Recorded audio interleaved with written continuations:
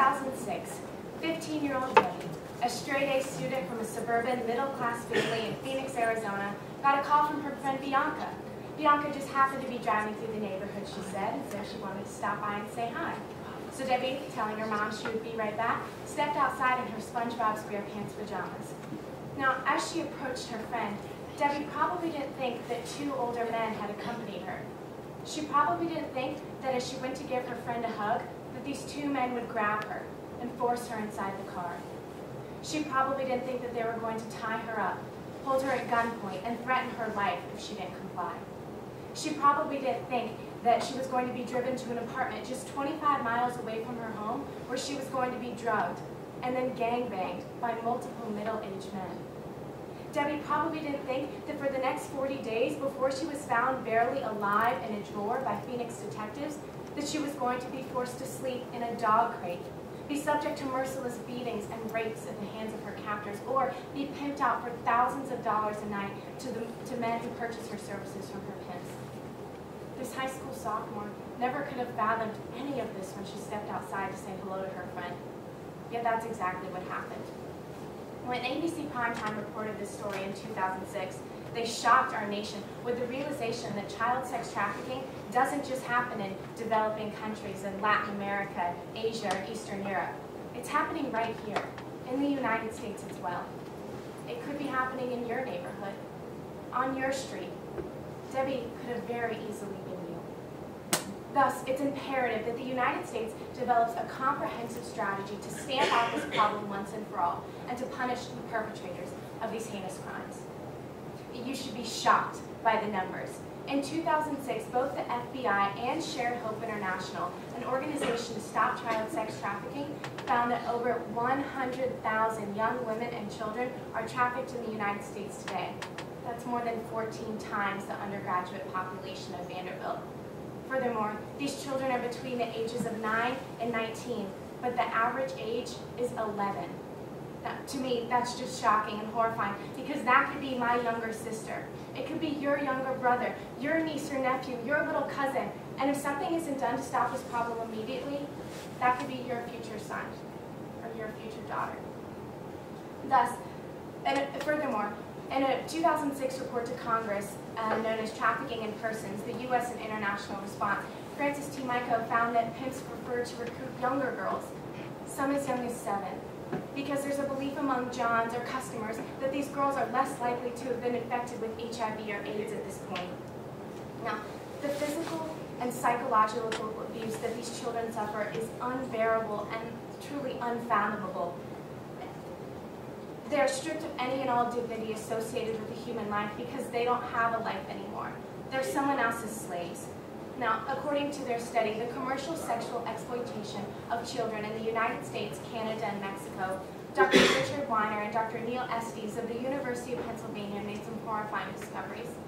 The physical trauma that these children are exposed to includes, but is not limited to, being raped, sodomized, sexually assaulted with an object, contracting HIV or other sexually transmitted diseases, becoming pregnant, suffering from malnutrition or illnesses associated with sleeping in vermin-infested areas, being physically assaulted by a pimp, John, or peer, becoming a victim to drug and alcohol abuse, and finally, self-mutilation and suicide.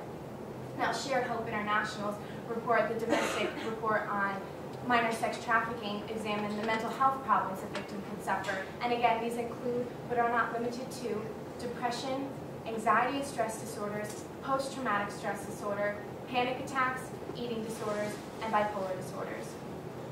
Dr. Weiner and Dr. Estes found that in all of their interviews with children, law enforcement officials, and human service professionals, that no child will ever escape unharmed physically or emotionally from the trauma of being forced into a sexual act against their will. Now, let me point out for you who should be held responsible for this crime. First of all, there's the pimps and traffickers themselves. In March 2006, Dr. James Raymond of the University of Massachusetts at Amherst and Dr. Donna Hughes of the University of Rhode Island found in their report, Sex Trafficking of Women in the United States, that pimps come from a number of backgrounds of crime, from extortion to money laundering, immigrant smuggling, arms dealing, armed robbery, carjacking. This scum of society is just trying to make another buck by exploiting the innocent, the most innocent of our population, by breaking these children's spirits and turning them into a product to sell for profit. For example, in his 1998 book, Nikki Royale, a self-proclaimed pimp, went into extreme detail on how to break a girl's self-identity by having sex with her. And at the end of this particularly obscene chapter, it stated, "Now pimp, put a price tag on the item you have manufactured." These pimps managed to lure these young children in by promising them a better life, a father figure, or in many cases, drugs. According to Shared Hope's report, the most common way for a pimp to control a young girl is by forming a trauma bond with her. He breaks her self-identity, and much like the Stockholm Syndrome, she feels too physically, emotionally, financially, and psychologically dependent on him to even want to leave. And pimps are also notorious for hooking young girls on drugs, like Debbie. For example, the Clark County, Nevada Public Defender's Office Juvenile Division found that from July 2007 to November 2008, out of 104 juveniles arrested for prostitution-related activity, there was a high level of drug use among this population. The average age of users was only 14 years old.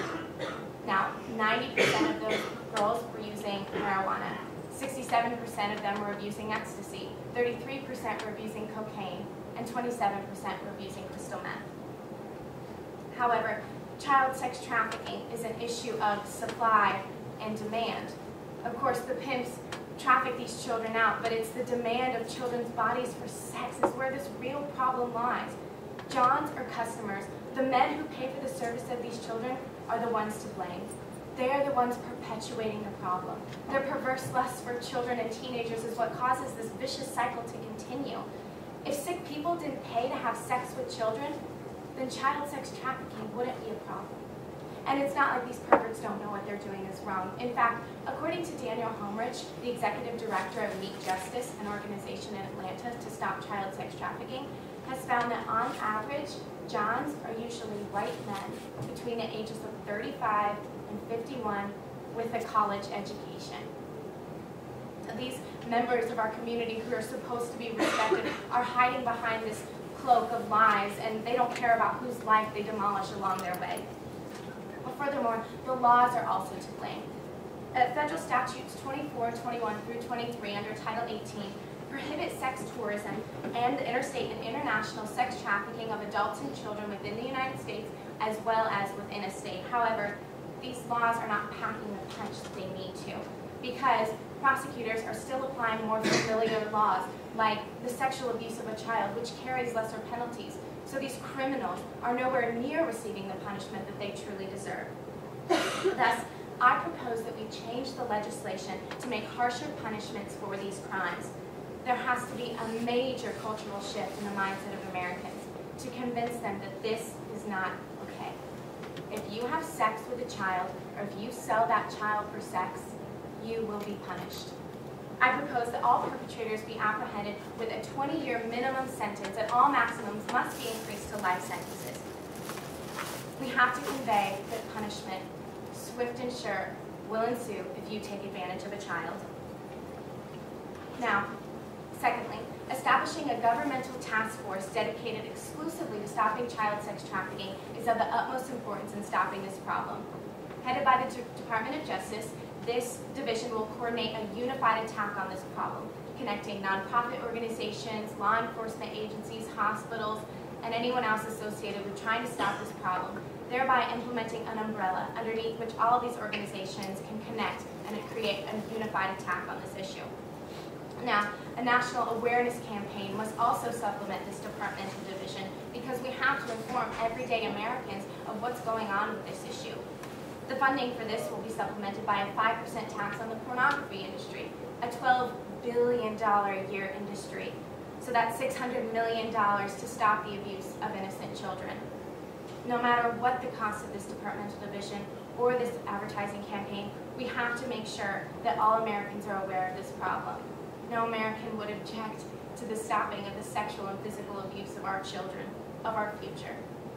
Now, while some may think this is only an international problem, after all, according to the State Department's 2009 report, Trafficking in Persons, some 1.4 million are trafficked each year internationally. That doesn't mean it's not a problem here in the United States. We have to open our eyes, accept the shock of what's happening, and do everything we can to stop this problem. Child sex trafficking is a social cancer that must be eradicated. So your sister, your brother, your daughter, and your son can play on playgrounds and go to school without the threat of being kidnapped and forced into sexual slavery. We must do everything we can to stop this problem, leaving no stone unturned.